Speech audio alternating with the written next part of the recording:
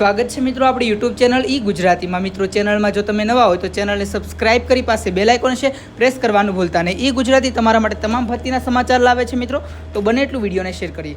વાત કરીએ ભારતીય રેલવે નવી ભરતી જાહેર 2024 પોસ્ટ વિવિધ પોસ્ટ પર ભરતી છે। કુલ ખાલી જગ્યા 3554 પ્લસ જગ્યાઓ પર ભરતી કરવામાં આવી રહી છે। પગાર ધોરણ ₹21,700 પુરુષો તથા મહિલાઓ માટે ખૂબ જ સારા એવા સમાચાર છે। અહીં એનટીપીસીની ભરતી છે મિત્રો। સંસ્થા રેલવે ભરતી બોર્ડ, પદ અલગ અલગ, અરજી માધ્યમ ઓનલાઈન, અરજી કરવા અને રજિસ્ટ્રેશનની તારીખ વિશે જોઈએ તો 21 સપ્ટેમ્બરથી લઈને 20 ઓક્ટોબર 2024 સુધીની છે। અધિકૃત વેબસાઇટ તમને સ્ક્રીન પર મિત્રો દેખાઈ રહી છે, તો ત્યાં જઈને તમે સંપૂર્ણ માહિતી જોઈ શકો છો। પરંતુ મિત્રો આ વિડીયો અંત સુધી જરૂરથી જુઓ, જેથી કરીને તમને સંપૂર્ણ માહિતી મિત્રો અહીં મળી રહે। આગળ વાત કરીએ મહત્વની તારીખો વિશે તેમજ પદોના નામ। રેલવે ભરતી બોર્ડની આધિકારિક જાહેરાતમાં જણાવ્યા મુજબ વિવિધ પદો માટે ભરતી કરવામાં આવી રહી છે, જેમાં નોન ટેકનિકલ પોપ્યુલર કેટેગરી મુજબ commercial cum ticket clerk, junior cum typist, account cum typist તેમજ ટ્રેન ક્લર્કની પોસ્ટ પર ભરતી કરવામાં આવી રહી છે।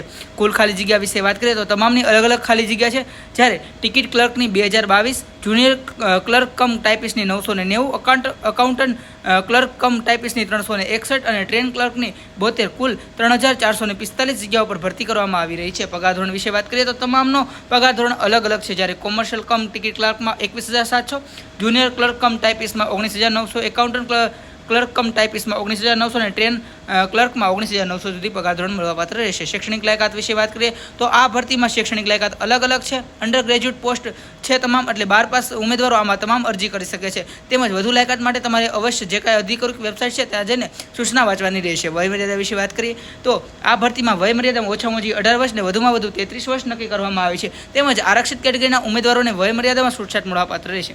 પસંદગીની પ્રક્રિયા વિશે વાત કરીએ તો અહીં આ વેકેન્સીમાં જે કેન્ડિડેટ છે તેનું સિલેક્શન કોમ્પ્યુટર બેઝ ટેસ્ટ થશે, સ્કિલ ટેસ્ટ થશે અને ડોક્યુમેન્ટ વેરિફિકેશન, ત્યારબાદ તબીબી પરીક્ષા કરવામાં આવશે। અમારી સૂચના છે કે મિત્રો તમે અરજી ફોર્મ ભરતી વખતે તમારો મોબાઈલ નંબર, ઈમેલ આઈડી ધ્યાનથી લખવી, જેથી કરીને તમને સંપૂર્ણ માહિતી તેમાં જ મળવાની છે, તો જરૂરથી આ માહિતી તમારે જોવાની રહેશે। મિત્રો અરજી ફી વિશે વાત કરીએ તો એનટીપીસીની આ ભરતીમાં અરજી કરવા માટે જનરલ અને ઓબીસી કેટેગરીના ઉમેદવારોને અરજી ફી પેટે ₹500 ચૂકવવાના રહેશે।